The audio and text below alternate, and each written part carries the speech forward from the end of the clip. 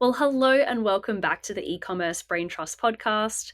I'm your host, Kiri Masters, Head of Retail Strategy at Acadia. And today I'm joined by Coleen Basaydin, Global Ecommerce Director of Key Retailers at Mondelez. Welcome, Coleen. Hi, Kiri. It's great to be here. Yeah, great to see you again. We first met back at the Retail Innovation Conference and Expo in Chicago a few months ago, and we've been meaning to get a interview on the books for a while. So it's good to see you again. Yeah, likewise. So I'll read out your bio, and then we'll jump right in. So Colleen has extensive experience in sales, customer marketing, and digital commerce, working with a variety of retail customers and brands over the last 20 years. She moved into the digital commerce space over 10 years ago, initially in the baby gear industry with Newell Brands, one of the first digitally shopped categories, and now with Mondelez. She has supported these companies through their digital transformation and Amazon education.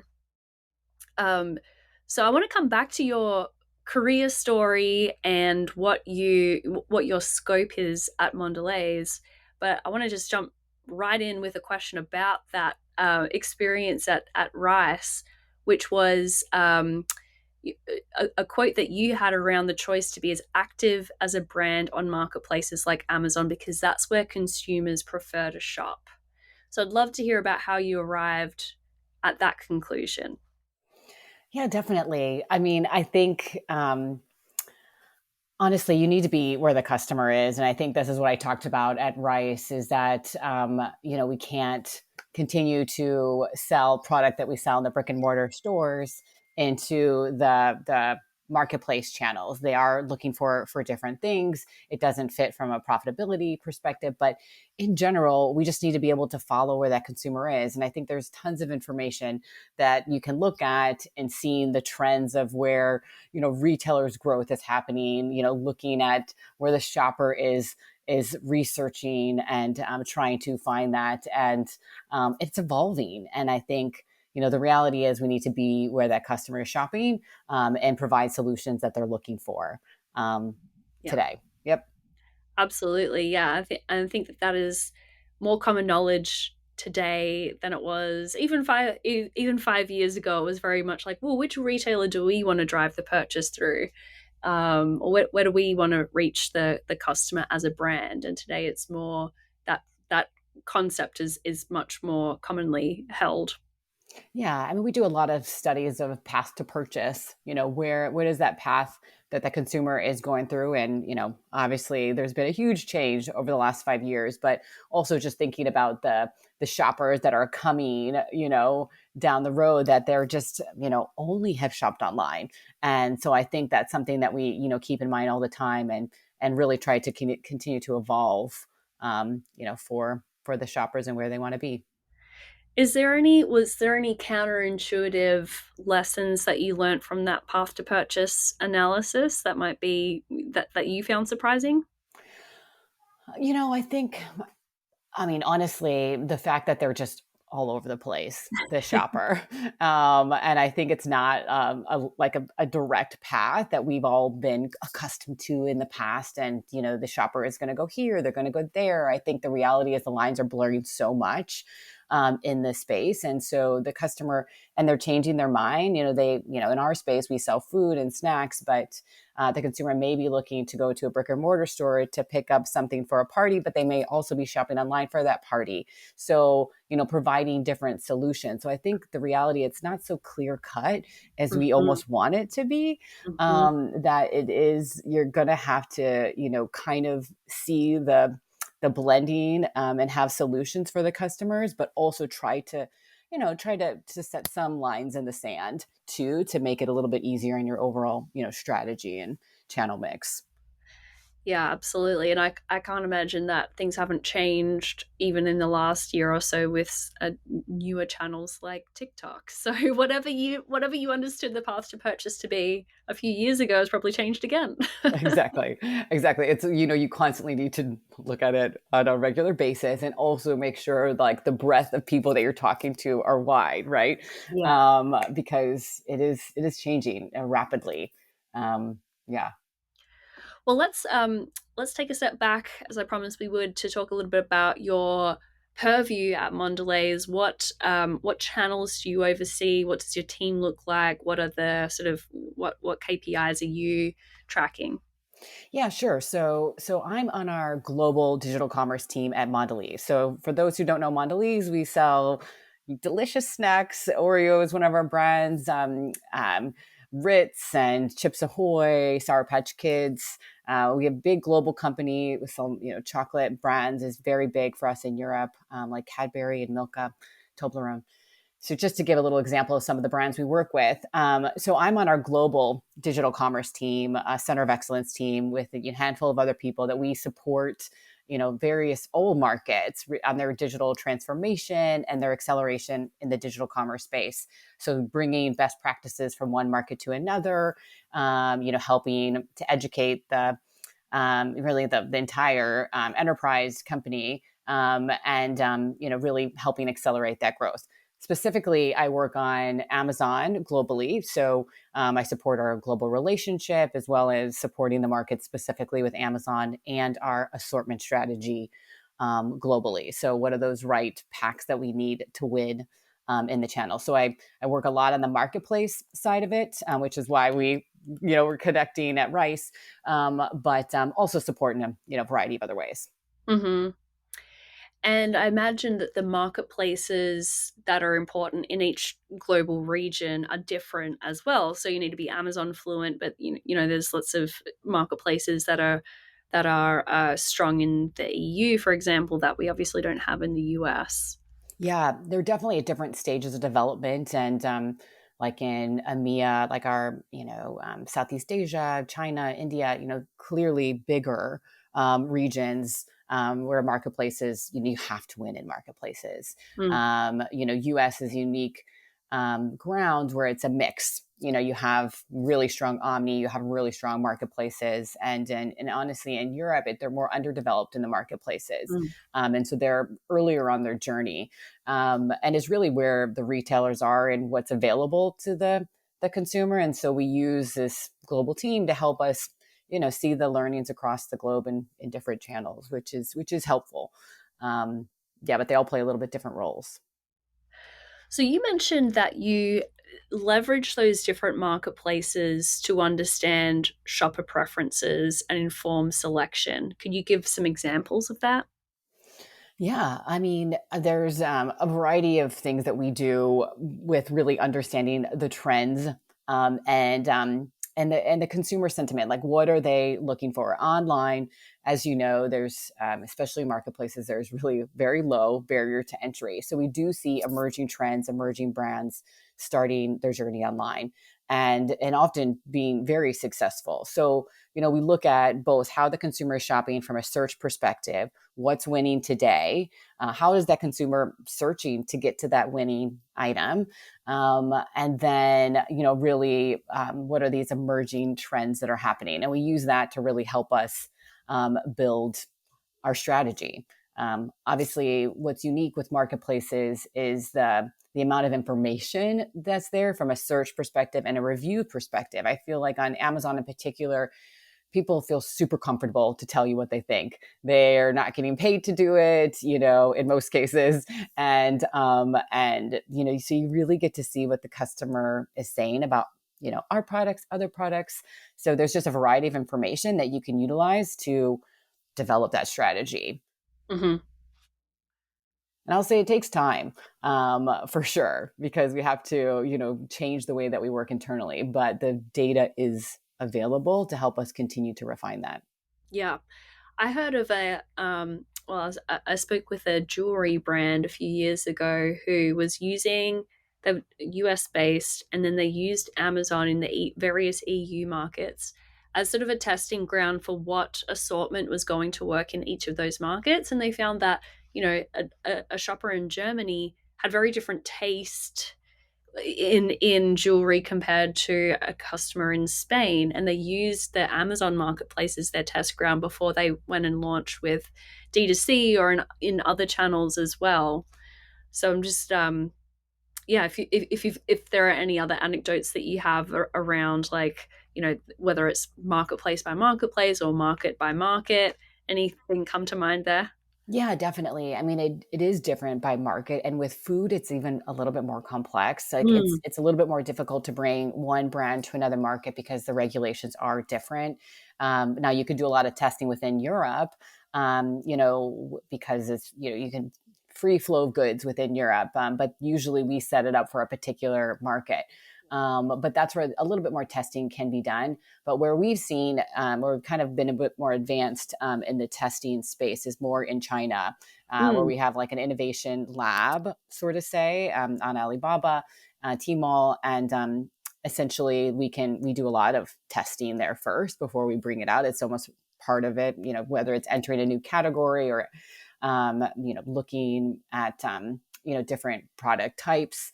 yeah, But that they're very advanced there. It ends up being difficult in some cases, and we do think there's an opportunity here, to continue to expand it. But definitely a place where you can continue to refine and test and learn that's on great. marketplaces.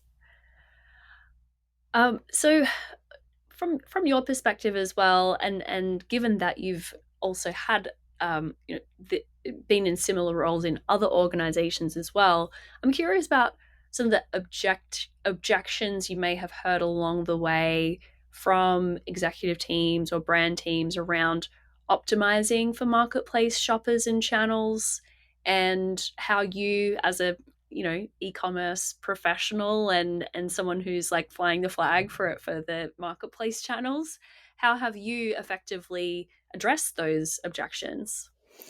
Yes, and it's continuing to educate our leaders, and I think we're seeing great progress in just explaining and sharing and giving proof. But I mean, honestly, it's e-commerce and marketplaces is still really small for our for the grand scheme of things within the food space, and so it is hard to get the right assortment and the right investments and to build that muscle and that expertise that you really need, because it does take quite a bit of investment and the right resources.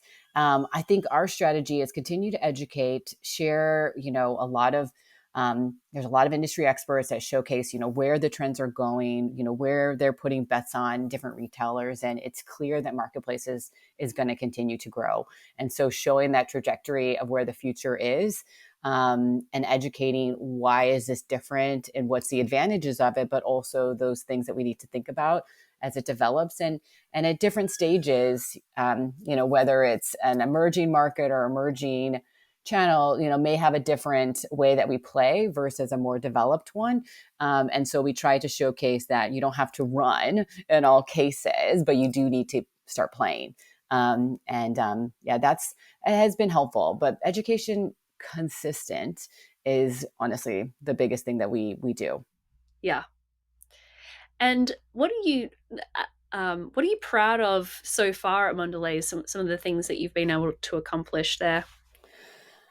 Yeah, I mean the team at Mondelez working on digital commerce has evolved so much over the last few years, and so I've been with Mondelez for about 7 years now, and I was one of the first roles that was hired in this digital commerce space, and to see that transformation, it's just, of course, I feel so proud because we are definitely leaders in this space, and it didn't happen overnight. I mean, we were trying to sell 12 packs of Oreos on Amazon, for example, which is how we ship to a store. That's clearly not going to appeal to most buyers, some, but not most. And so just seeing the transformation of really, being at such a really basic level and transforming to where I believe we are definitely leaders in this space, has been great to see, particularly from getting the assortment right, helping our retailers through this journey, whether it's through the omni-channel side of it or really internally helping us get ready to sell to these shoppers,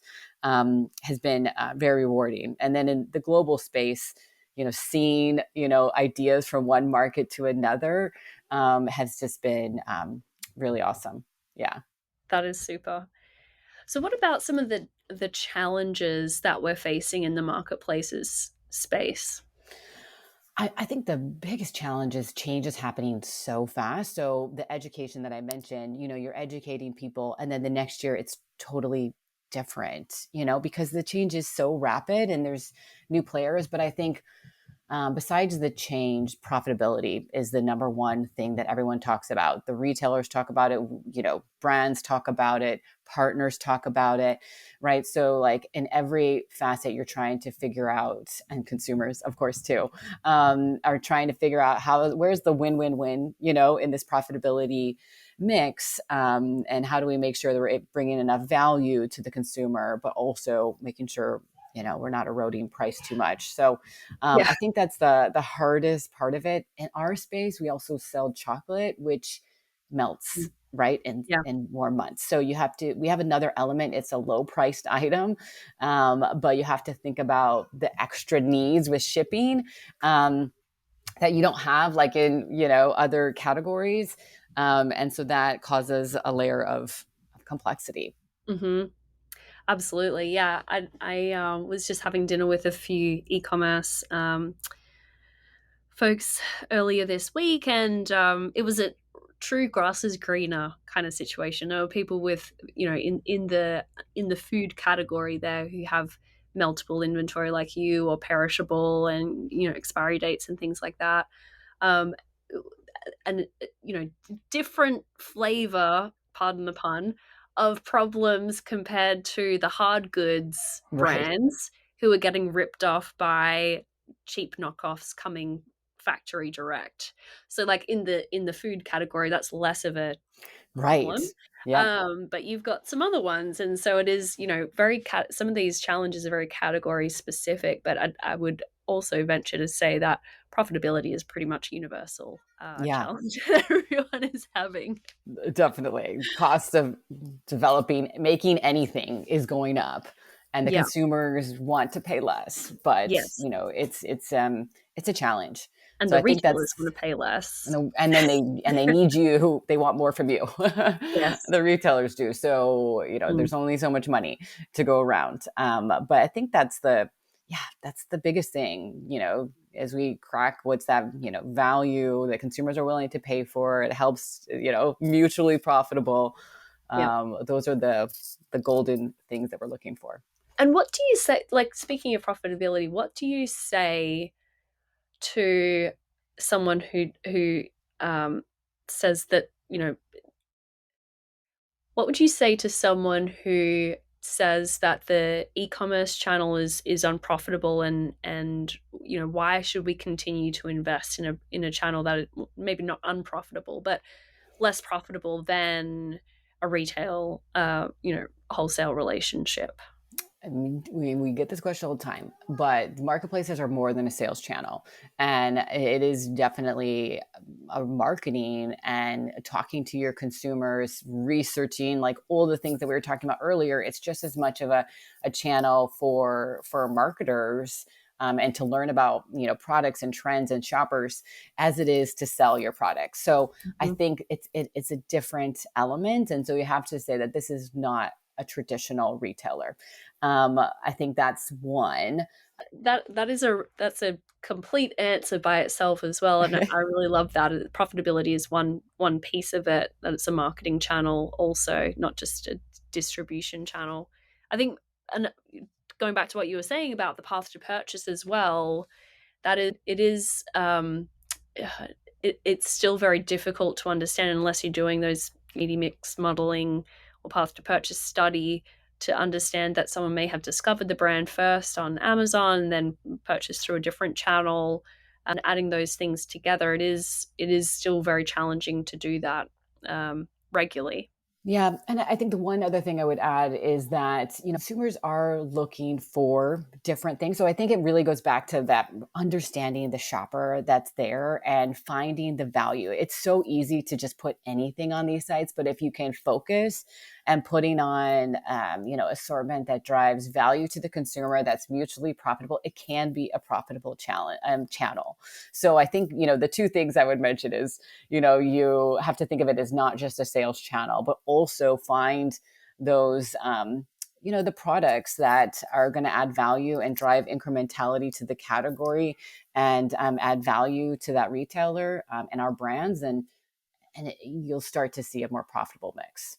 But it does take focus and a little, due diligence. That's a great point.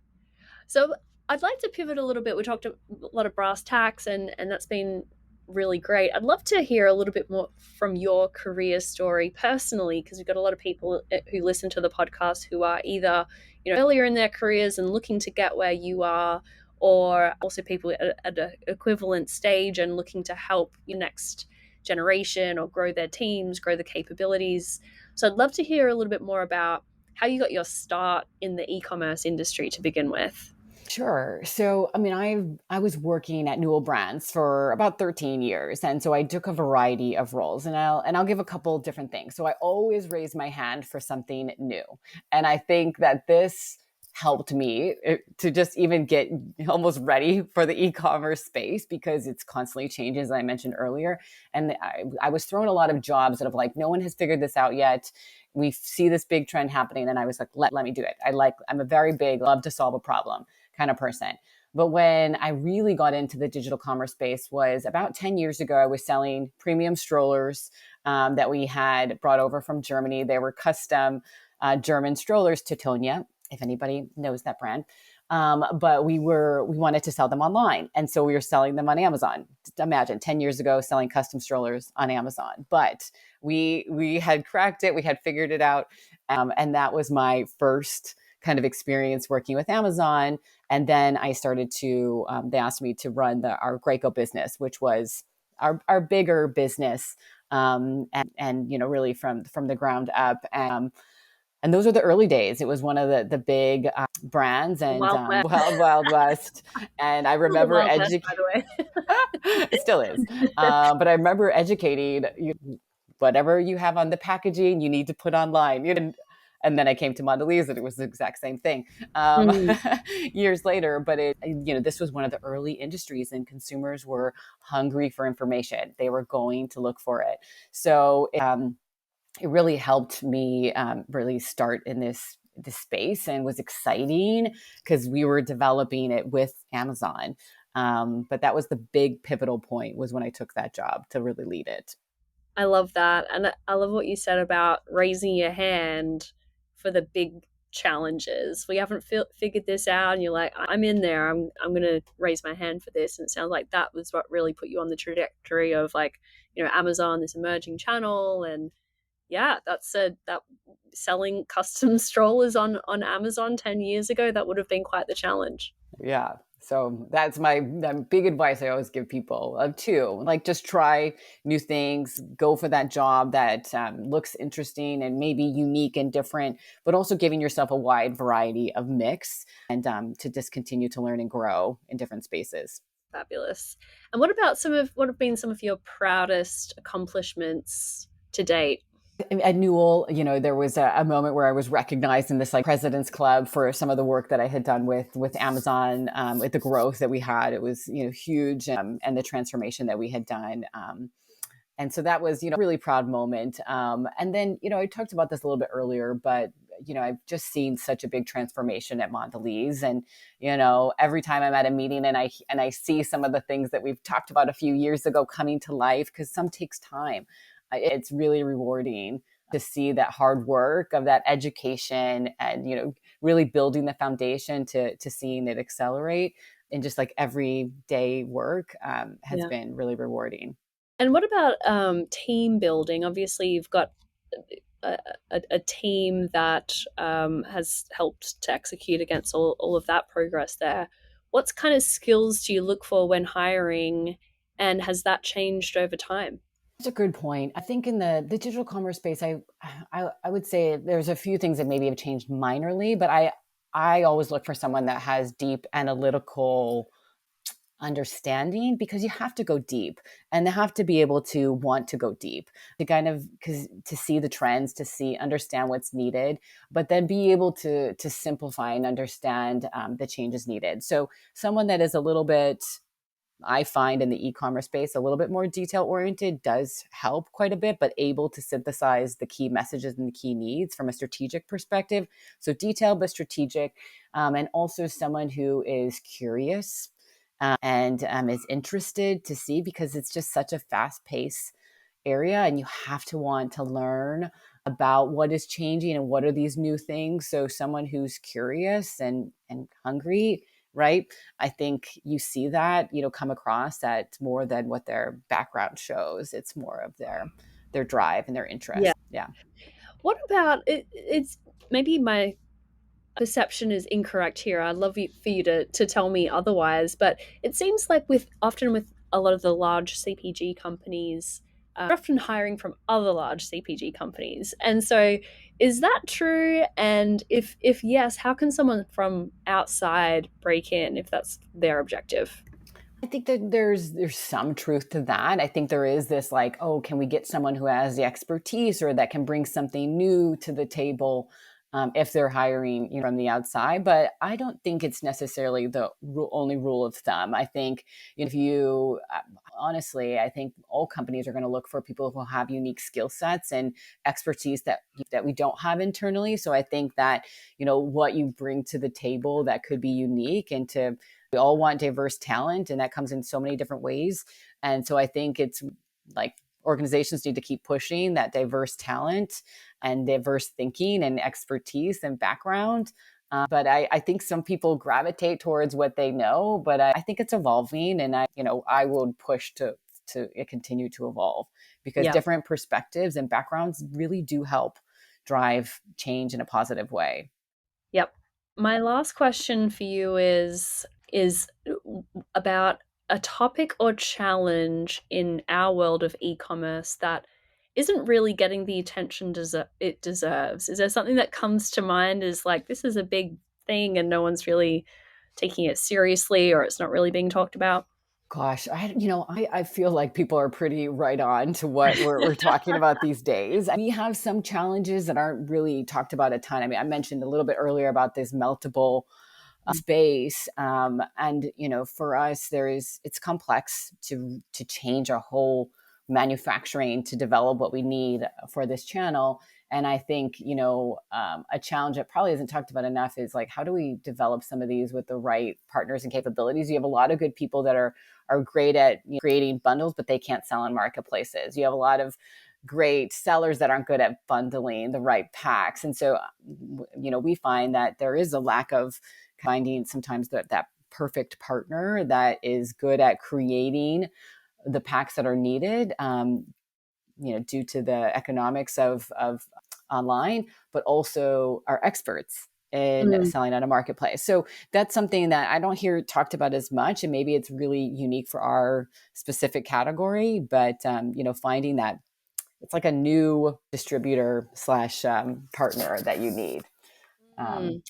for the real Yes, stuff.